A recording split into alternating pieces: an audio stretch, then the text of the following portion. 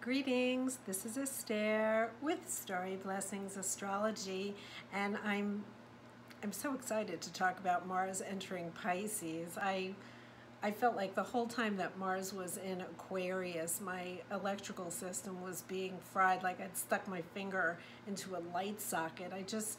I don't really resonate well with that energy, but I love Mars in Pisces when Mars moves into Pisces because when I was born, Mars was in Pisces, so I can really relate to that energy. So when a planet moves into the sign that it was in when you were born, it's going to feel good to you because you're familiar with that energy. And Mars in Pisces is really it's kind of a fascinating placement for Mars. Mars rules Aries, and it's a hot, fiery planet. You know, we think of it as the red planet. It's action-oriented. And, you know, in Pisces, which is kind of like an oceanic experience, Pisces is like the clouds. I mean, Pisces has no boundaries. Pisces is unity consciousness, and the hot fiery energy of Mars just kind of dissolves in Pisces, and you think that they don't work well together, but actually I find, because I've learned to work with the energy, I find it works great, where I can take the action energy of Mars and direct it towards visionary thoughts, towards fantasy, towards high vibration beauty. I mean, I owned a flower shop for 10 years. I still play with flowers and plants all the time. That's a high vibration connection of natural beauty, and Mars stimulates that. It stimulates your connection with divinity, with unity consciousness. And if you can surrender to it, if you can let go of the do, and I have to do, and it has to look like that, and I have to do this, and I'm on the treadmill of life, it's going to be a challenging time for you.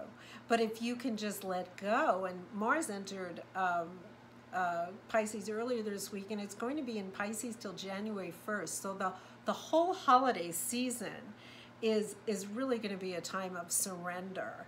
And now let me give you a little example of what Mars in Pisces is like. I can watch the British baking show and feel like I gained 5 pounds.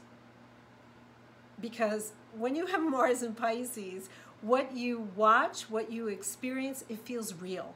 There's not, you know, and some people call that delusional. I don't really call it delusional because I feel like I can tap into what's happening or what I'm experiencing and have it and experience it in a really real way.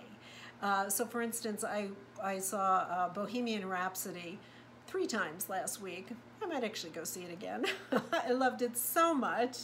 And when I was watching it, I was like, am I Freddie Mercury? Am I his girlfriend, Mary Austin? Am I his mother? Am I his father? I kind of could be all the characters. I could feel the energy of all the characters, and it feels like such a rich experience for me when I engage, especially with a movie or with music, because Neptune rules movies and connects with higher vibration music, you know, music that really stimulates you. Bruce Springsteen concert has the same effect on me as Queen does. It like it just opens me up to possibility and the vibration of love that comes through that music. And for me, I love that. So during this time, Mars, and I just got tickets to watch the Four Seasons in the our local chamber orchestra, live music. Be around live music. Be around musical and theatrical events that lift your spirits, that connect you with the fact that you're a spiritual being having a physical body and not the other way around. So most of the time during the year, when Mars is not in Pisces, my way of kind of navigating the world can look very odd to people and say, wow, she's like living in some kind of magical fantasy world, and yet amazing things have happened to me, like really amazing things, like things you would say, oh, that couldn't really happen to a real person, that could only happen in a book. But in fact it did, because my awareness is expanded to a possibility, a level of possibility that I don't limit with some external influence that says, well, that's not the way it is, because for me, that is the way it is. So, and it's probably why I can connect to astrology so well also, because I am not depending on linear information.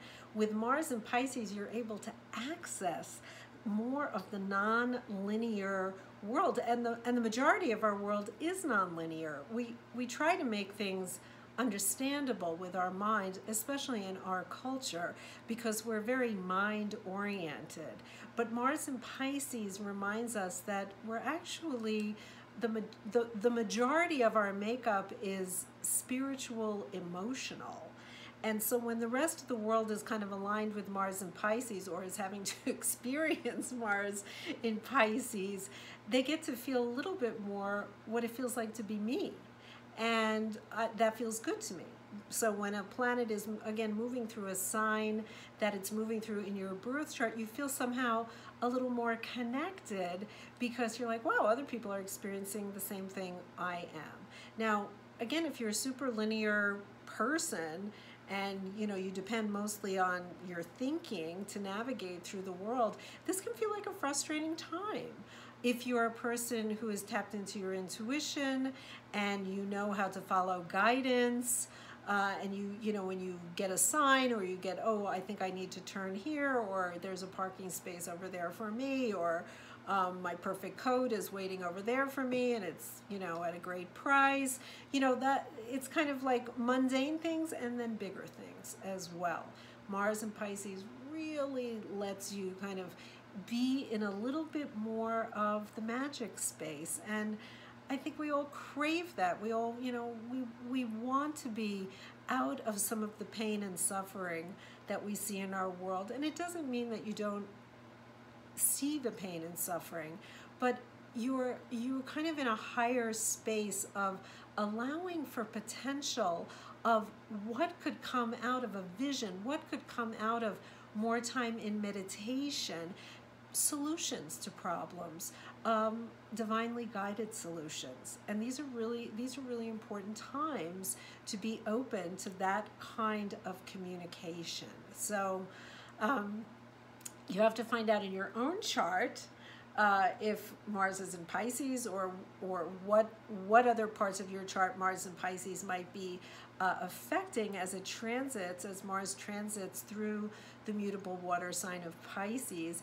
And for you it might be like totally fantastic, and for you it might be very challenging. So you got to check out your chart. You got to know what your chart is to know how these planets are really affecting you personally. So schedule a reading. Let's take a look at your chart. You need to know your date of birth, your place of birth, and the time of birth, because an astrological chart is determined by the placement of the planets in the heavens, in the skies, from the moment you were born, from where you were born. And it becomes a unique template for your soul journey and your soul potential. So I hope to hear from you soon, and I hope you have a wonderful ride through Mars and Pisces, and you really allow yourself more time for meditation, more time to work on your intuition, and more time to just be in beauty and allow beauty to lift your spirits. You are love always, and you will always return back to love. Thanks so much for joining me today. I'm Estere with Starry Blessings Astrology.